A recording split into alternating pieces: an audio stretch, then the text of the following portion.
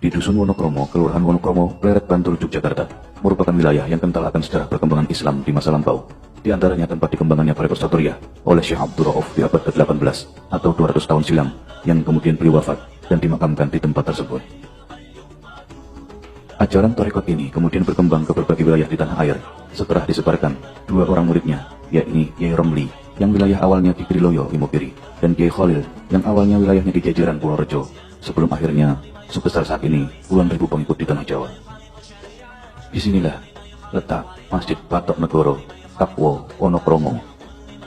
Masjid Patok Negara Takwa Wonokromo terletak di Dusun Wonokromo, Desa Wonokromo, Papanewan, Pleret, Bantul, Yogyakarta. Masjid ini bersebelahan dengan temburan Sungai Opak dan Sungai Gajah Wong. Masjid Takwa bermula saat Sultan Hamengkubuwono pertama, Raja Yogyakarta, memperdalam ilmu agama kepada seorang ulama bernama Kiai Muhammad Fakih. Kiai Fakih sendiri adalah seorang guru agama Islam yang juga kakak ipar dari Sultan Hamengkubuwono pertama. Kiai Fakih akhirnya dilantik menjadi kepala patok dan dianugerahi tanah perdikan yang saat itu masih berupa hutan yang banyak ditumbuhi pepohonan. Selanjutnya, di atas perdikan itu dibangun masjid kecil yang saat ini dikenal dengan Masjid Takwa. Setelah membangun masjid, Kiai Fakih menghadap Sultan Hamengkubuwono pertama untuk memberitahu di atas tanah perdikan sudah dibangun masjid. Setelah itu Sultan memberi nama lokasi itu dengan nama Wa'ana Karoma, yang dimaksud adalah supaya benar-benar mulia. Namun karena pelafalan masyarakat Jawa sulit menyebutkan Wa'ana Karoma, maka masyarakat menyebut daerah ini menjadi Wonokromo. Masjid Takwa didirikan sekitar tahun 1700-an. Total luas masjid mencapai 5.000 meter persegi, dengan rincian bangunan masjid memiliki luas 750 meter persegi, sedangkan untuk serambi masjid memiliki luas 250 meter persegi, dan untuk halaman memiliki luas 4.000 meter persegi.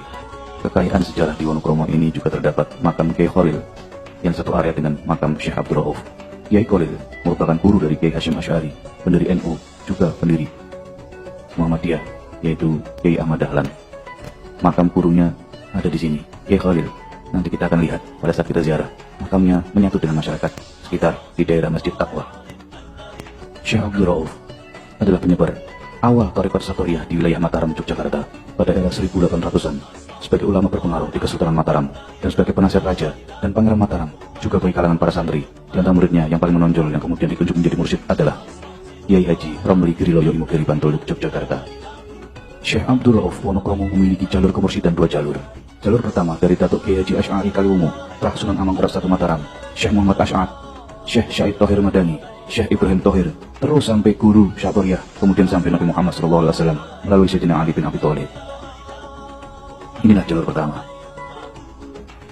Jalur kedua, Kiai Bagus Hasanuddin Pasar Gede Mataram.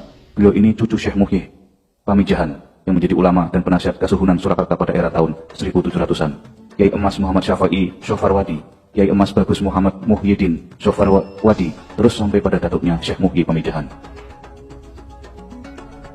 Untuk ajaran Tharekat Satoriyah ini, jalur pertama dilanjutkan dan dikembangkan oleh Kiai Haji Romli di Kriloyo, Imogiri, Bantul, yang kemudian dilanjutkan putranya Simbah Kiai Haji Marzuki Kriloyo. Zikir Tharekat Satoriyah yang diajarkan Mbah Kiai Haji Marzuki Kriloyo Yogyakarta yang beliau wafat tahun 1961 merupakan zikir Tharekat yang paling ringan dibandingkan ajaran Tharekat lainnya. Pada pokoknya, kewajiban bagi salik atau santri Tharekat untuk mengamalkan bacaan zikir tahlil, bacaan la ilaha illallah 100 kali pada setiap ba'da setelah sholat isya dan sholat subuh, dilengkapi membaca Al-Fatihah 3 kali dan ditutup dengan doa. Ada keutamaan-keutamaan bagi orang yang mengamalkan Tharekat. Pertama, ia akan mendapatkan ketenangan batiniyah. Kedua, akan mendapatkan barokah Fatihah dan doa-doa dari para sahabat pengamal Tharekat lainnya. Juga hubungan dengan guru murid yang terjalin hubungan secara berantai di seluruh dunia. Begitu seorang salik baru bangun tidur, belum sempat berzikir, sudah dapat kiriman berkah barokah dari para gurunya dan saudara-saudara Tharekat lainnya. Ketiga, bagi para pengamal Tharekat atau para salik, insya Allah selamat dan akan beruntung di dunia dan akhirat. Ini adalah makam Kiai Khalil. Ternyata beliau seorang ulama besar. Seperti ada dorongan batin yang mengajak saya masuk ke area makam dan mendekat ke makam Kiai Khalil, sehingga saya mendekat ke makam Kiai Khalil.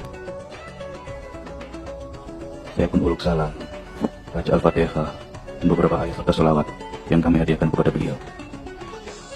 Alhamdulillah, perjalanan ziarah kali ini kami dipertemukan dengan seorang ulama mursyid, wali kutub di zamannya, yaitu Syekh Abdul Rauf, mursyid Thariqah Saudariyah, dan juga beberapa ulama-ulama yang dimakamkan di sekitar makam area Masjid Taqwa, Wonokromo, Bantul, Yogyakarta.